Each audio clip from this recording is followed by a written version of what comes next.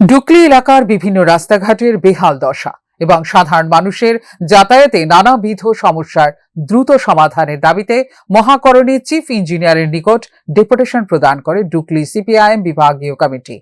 বিধায়ক রামু দাসের নেতৃত্বে এক প্রতিনিধি দল সচিবালয়ে যায় এবং চিফ ইঞ্জিনিয়ার এর সাথে দেখা করেন।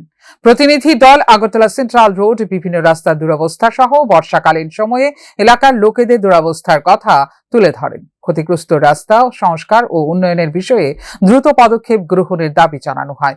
সিপিআইএম নেতা নবারুণ দেব বলেন, দীর্ঘদিন ধরে এলাকার বাসিন্দারা রাস্তাঘাটের সমস্যায় ভুগছেন। প্রশাসনের কাছে দ্রুত প্রয়োজনীয় ব্যবস্থা গ্রহণের দাবি জানান তিনি।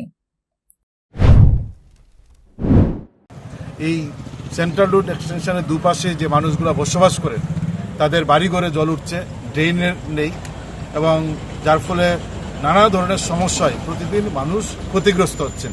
বর্ষাকালে এই রাস্তাটা প্রতিদিন ভাঙছে এবং চলাচলের উপযুক্ত নয়। গত কয়েকদিন আগে একটা অ্যাক্সিডেন্ট হয়ে গাড়ি অ্যাক্সিডেন্ট করে এই রাস্তার কারণে একটা মানুষ এমনভাবে আহত হয়েছেন, তার গলাতে প্রায় 12টা শিলাই লেগেছে। ফলে এই ভয়ঙ্কর অবস্থা গোটা রাস্তা। আগরতলা শহরের প্রাণকেন্দ্রে আগরতলা মিউনিসিপ্যালিটির ভিতরে রাস্তা, কিন্তু তার ড্রেন নেই এবং গলি ড্রেন পর্যন্ত নেই। এই যে রাস্তাগুলা, তার সঙ্গে হাউজিং কমপ্লেক্স। অবিলম্বে দাবি পূরণ না হলে আগামী দিনে গণতান্ত্রিক পদ্ধতিতে আন্দোলনে নামার হুমকি দিয়েছেন সিপিআইএম নেতৃত্ব। ফিউরো রিপোর্ট, নিউজ নাও।